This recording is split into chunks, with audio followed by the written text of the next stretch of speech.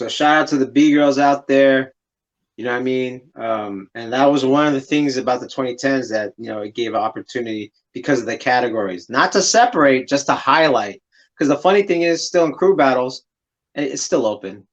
You know what I mean? If a B girl wants to enter a 1-on-1, she can still enter a 1-on-1. She can enter the B girl and the regular 1-on-1. Yeah, I mean, we see it in 3-on-3s and formats like that for sure. So it's not to separate, but to highlight. Yeah. The last thing that we're going to talk about, and we're going to make this really quick, we're going to talk about the music. Now, the biggest thing, you know, I'm going to show this YouTube thingy. Last thing to mention is now B-girls can get the gold too, right? Yeah. Oh, yeah, for sure. So here's the thing that came with the 2010s is that once Google bought YouTube, you know, and then their monetization was a little bit different, you had to worry about copyright claims. Why? Because the musical artists, they have to make money too. You know, they have to make money. So with YouTube, basically, you know, if you play a song, for instance, if I played a Wu-Tang song, they have to make money. So we're going to have a copyright claim. Like we've had copyright claims right here in Gearhdz. And the problem is, as we talked about previously with the DVDs, most promoters were making money off of DVDs. Like, what's another way to air the battle? Because now we can live stream. That was another option that, you know, that's new. That was like within the last decade, was live streams. So we talked about how it was DVDs, and then that took about 6 to 8 months to get a DVD. Then we had YouTube, which is like the shortest time at the time was a week, then became the day of. Then the next level of that was obviously live stream. So with YouTube and Instagram doing live streams, they still have to do copyright claims. Why? Because James Brown's family still has to make money off of James Brown. You know, KRS-One or Wu-Tang or Rakim, they still have to make money off the music. But here's the problem. The challenge is that most of the music that, you know, we dance to are copyrighted claimed, right? And, you know, like, dude, we even put 30 seconds of something like we're copyright claimed on YouTube. Yeah. That's why I keep cutting out the music, because it's like I don't want to get copyright, you know, not a strike, but I don't want to get copyright claim, because eventually we do want to monetize. So because of this, we B-boys stepped up now, didn't they? Yeah. And they became producers, right? We're talking about that. Yeah, and I'm gonna be the bad guy right now. I think that it's a great effort, but we need better. We need a better solution. Yeah, we spoke about this in the first episode, right?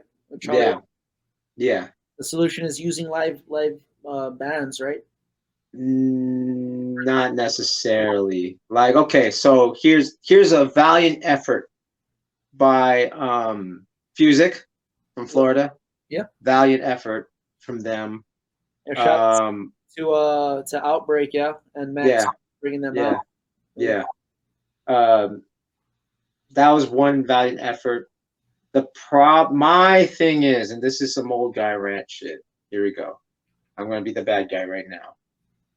The problem with most B-boy DJs, they don't know how to rock clubs. So they don't even know the essence of being a DJ. So they're just break DJs. There's only a few guys. Shout out to Lean Rock, shout out to Flag, shout out to Bless One. They could rock clubs. They could actually do regular parties, not just break parties. That right there is going to give you an essence of how to rock a crowd that's not a B-boy or B-girl. That means you have to know all your music. What about musicians that are making like breaks? Like most of them are there's no one out there right now, in my opinion. Huh? Krungbin, Maria Bien. That's one of the doper new tracks. I mean, it's been out, but by who? Krungbin. I'm probably saying it wrong, aren't I? I don't even know what you're talking about. Dun, dun, dun, dun, dun, dun, dun. Dun, dun, dun, dun, dun, dun, dun. Honestly, the new music's the new electro, which I don't like. Tripping. I don't like it. Oh, man, I'm sorry. Anyway. The problem is they don't know music theory. They don't know soul. They're using hip hop tracks, but then the hip hop tracks are originally soul tracks. They should be researching soul tracks over hip hop tracks, in my opinion. And they don't. They're just, we call it pots and pans. The joke is, oh, we're going to listen to pots and pans today? It's like, I guess so. That's the joke. Do you like Budo's band or what? But the thing is, they're a cover band. Okay. You know what I'm saying? They're covering, they're covering stuff. It's not ever, necessarily original. Same as Breakastra. They're a cover band. It's not really original. Is you know what I'm saying? Enough to not be copywritten though? Are they doing it? No, I think they still get, they might have to pay royalties. I wonder what it is. So is it like 30% needs to be flipped up? Because it might be like sometimes to use a James Brown, you need to pay $30,000 to use a James Brown track, even if it's a cover. Now there's a loophole of if I perform it live, but not on live stream. But if I perform it live, but I don't sell it, that's the loophole. But then usually if you're a cover band and you're highlighting the music, you still have to pay a certain amount if you sell above a certain amount. So that's the whole thing with licensing. There you go. That's the whole thing. You have to pay to use the song, even if you're covering it, even if it's just like, I'm just performing it. It's not mine, but you still pay. I like new age. I like 2010 era b-boy turn producer mixtapes. I hate it. For training. I hate it. Sorry. I love you guys, but I'm sorry. This is what we're going to do. We're going to get a copyright claim, but let me show you what I'm talking about, music. This is what I'm talking about. And this is someone from the scene, and you didn't even know he's from the scene. I'm about to game y'all up right now, but we're going to get a copyright claim. A second.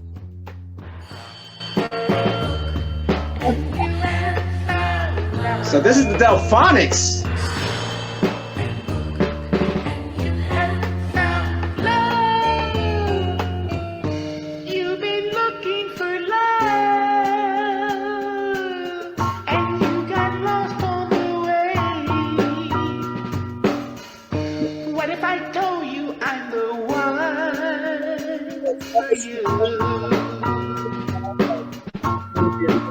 Alright, so that's a little sample, okay. Like somebody insulted you, you look around like somebody insulted your lineage, bro. You would not break to that. What do you think? But this is, dude, so check this out. Shout out to Adrian Young. Adrian Young is actually from the scene.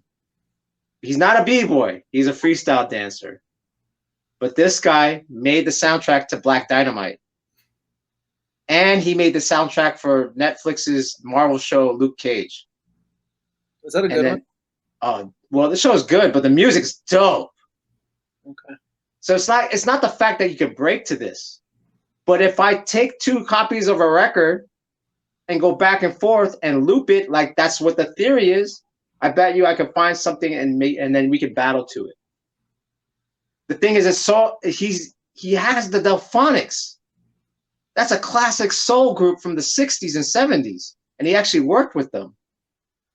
Like just watch Black Dynamite. Listen to that whole soundtrack. He produced that. That's original, but he studies the music. This is how deep he goes. He actually gets the equipment, the recording equipment, and records that way. Why don't you become a DJ pro? I'm good. Okay. So I'm shooting out things that no one's talking about. That's what I'm doing. Closed. Huh? I said case closed. No, the thing is, it's not a case closed because I think Lean Rock knows about Adrian Young. But how many other DJs know about Adrian Young? How many of them try to study soul music? Because that's what it's not hip hop. If you want b-boy music, it has to be soul music. It has to be from that. You shouldn't be trying to copy the 80s and the 90s. You should be trying to copy that, which is analog. That's the theory.